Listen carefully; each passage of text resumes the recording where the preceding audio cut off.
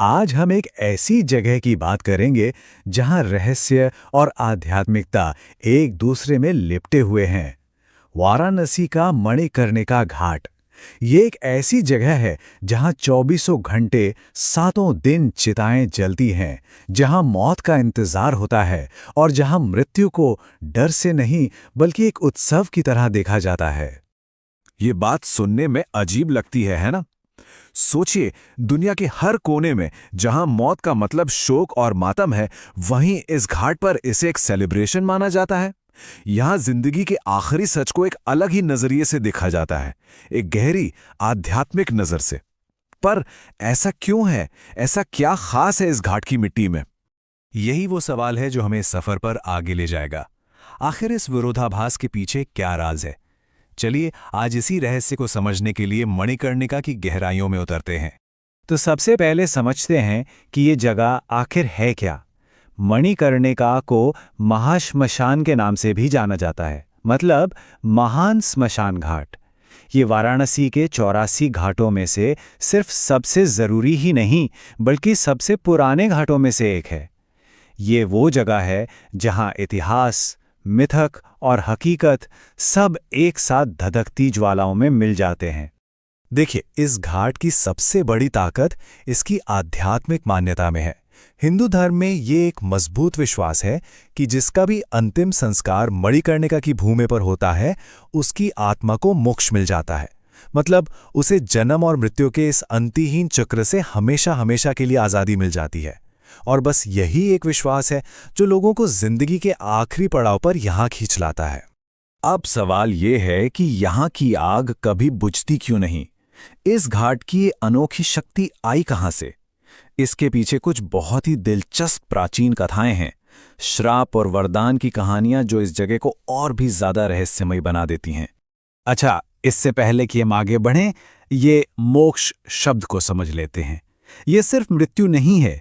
मोक्ष का मतलब है आत्मा की परम स्वतंत्रता, संसार के हर बंधन से आज़ादी। ये वो आखिरी मंजिल है जिसकी ख्वाहिश हर आध्यात्मिक इंसान करता है, और मणिकर्णिका को उस मंजिल का दरवाजा माना जाता है। तो इस घाट के नाम और यहाँ कभी न बुझने वाली आग के पीछे एक कहानी है। कहते हैं एक बार देवी पार्वती यहाँ एक कुंड में स्नान कर रही थी और उनकी कीमती मणिकर्णिका मतलब मणियों वाली बाली पानी में गिर गई। बहुत ढूंढा पर वो मिली नहीं। इससे देवी पार्वती इतनी नाराज हुई कि उन्होंने उस जगह को श्राप दे दिया कि यहाँ की आग कभी शांत नहीं होगी, ये जगह हमेशा जलती रहेगी। और यही श्राप असल में एक वरदान बन गया। इसी घटना से इस घाट का नाम पड़ा मणिकर्णिका। और सिर्फ यही नहीं, एक और बहुत बड़ी पौराणिक कथा है जो इस घाट का महत्व और बढ़ा देती है। कहा जाता है कि जब देवी सती ने आत्मदाह किया था, तब भगवान शिव ने उनके पार्थिव शरीर का अंतिम संस्कार इसी जमीन पर किया था, और इसी वजह से इस जगह को शमशानों में सबसे महान यानी महाशमशान का दर्जा मिला। तो ये तो हुई पौराणिक बातें। अब जरा देखते हैं कि असल में यहाँ होता क्या है। वो कौन से खास रीति रिवाज हैं जो मणिकर्णिका की अंतिम यात्रा को परिभाषित करते हैं। यहाँ हर एक रस्म का एक गहरा मतलब है। यहाँ अंतिम संस्कार की पूरी प्रक्रिया का जिम्मा डोम समुदाय के लोग संभालते हैं। इन्हें डोम राजा का वंशज माना जाता है और ये परंपरा हजारों सालों से चली आ रही है। कहते हैं कि इनके पूर्वज कल्लू डोम को खुद भगवान शिव ने ये वरदान दिया था कि उनके वंशजों की दी हुई आग के बिना किसी को मोक्ष नहीं मिलेगा। इसीलिए आज भी सबसे पहले डोम राजा के घर से पवित्र अग्नि लाई जाती है और उसी से सारी चिताओं को आग दी जाती है। और फिर आता है एक बड़ा ही रहस्यमयी रिवाज। दाह संस्कार से ठीक पहले मृत व्यक्ति के कान में धीरे से एक सवाल पूछा जाता है, क्या बाली देखी?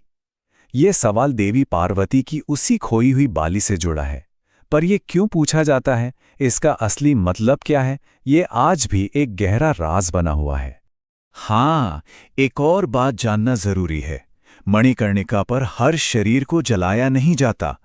कुछ खास मामलों में, जैसे छोटे बच्चे, गर्भवती महिलाएं, सांप के काटने से मरे लोग और साधु संतों को सीधे पवित्र गंगा नदी में समर्पित कर दिया जाता है। ऐसी मान्यता है कि इन पवित्र आत्माओं को अग्नि संस्कार की जरूरत नहीं होती। अब ये घाट ना विरोधाभासों से भरी जगह है। मतलब एक तरफ जहां मौत का तांडव है, हवा में राख और धुआं है, वहीं दूसरी तरफ जिंदगी, उत्सव और यहां तक कि व्यापार भी पूरी रफ्तार से चलता रहता है। इसका सबसे अनोखा उदाहरण है मसान नाथ उत्सव। इस परंपरा को राजा मानसिंह ने शुरू किया था। हुआ ये कि कोई भी कलाकार महाश्मशान में कार्यक्रम करने को तैयार नहीं था, तो उन्होंने कुछ नृत्यांगनाओं को बुलाया और वे जलती चिताओं के बीच पूरी रात नृत्य करती हैं, ये संदेश देने के लिए कि मृत्यु कोई मातम का नहीं बल्कि एक मंगल का मौका है। ये उत्सव सामाजिक बंधनों को भी तोड़ता है। ये दिखाता है कि मौत के सामने सब बराबर हैं। जरा इस आंकड़े पर गौर कीजिए, 300 से ज्यादा हर रोज यहां इतने शरीरों का अंतिम संस्कार किया जाता है। इसका मतलब है कि हर कुछ मिनट में एक नई चिता सजाई जा रही है, एक नई यात्रा शुरू हो रही है। ये एक ऐसा सिलसिला है जो कभी नहीं थमता। और सोचिए, इस लगातार चलने वाले चक्र को बनाए रखने के लिए एक बहुत बड़ी व्यवस्था काम करती है। इन अनगिनत चिताओं को जलाने के लिए हर दिन लगभग 10 से 15 लाख रुपए की लकड़ी की जरूरत पड़ती है।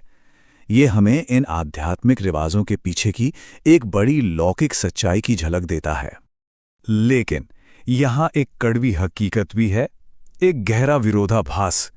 एक तरफ जहां मोक्ष का इतना बड़ा पवित्र वादा है, वहीं दूसरी तरफ भ्रष्टाचार भी आम है। अच्छी लकड़ी के लिए, जल्दी दाह संस्कार के लिए या घाट पर अच्छी जगह के लिए लोगों से एक्स्ट्रा पैसे वसूले जाते हैं। ये दिखाता है कि कैसे इंसान अपने आखिरी पलों में भी दुनियादारी के मोह से बच नहीं पाता। तो इन सभी कहानियों, इन हकीकतों और इन विरोधाभासों को मिलाकर मणिकर्णिका हमें आखिर सिखाती क्या है? ये सिर्फ एक शमशान नहीं है, बल्कि जिंदगी को समझने की एक पाठशाला है। कहते हैं कि लोग यहाँ अक्सर मौत को करीब से देखने की जिज्ञासा लेकर आते हैं, लेकिन जो अनुभव उन्हें मिलता है वो उन्हें अंदर तक बदल देता है। वे रोने आते हैं पर लौटते हैं एकदम खामोश होकर, क्योंकि तब तक वे जिंदगी के सबसे बड़े सच का सामना कर चुके होते हैं।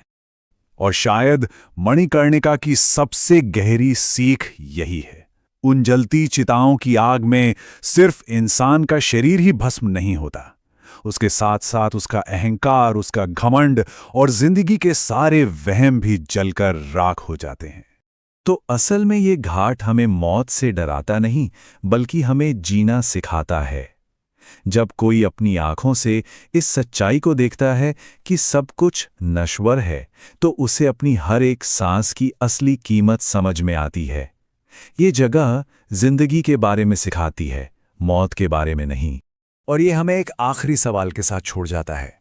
जरा सोचिए, अगर हम सब इस सच्चाई को सच में स्वीकार कर लें कि एक दिन सब खत्म हो जाना है, तो हमारे कौन कौन से डर, कौन से अहंकार और कौन से भ्रम उसी पल जलकर राख हो जाएंगे।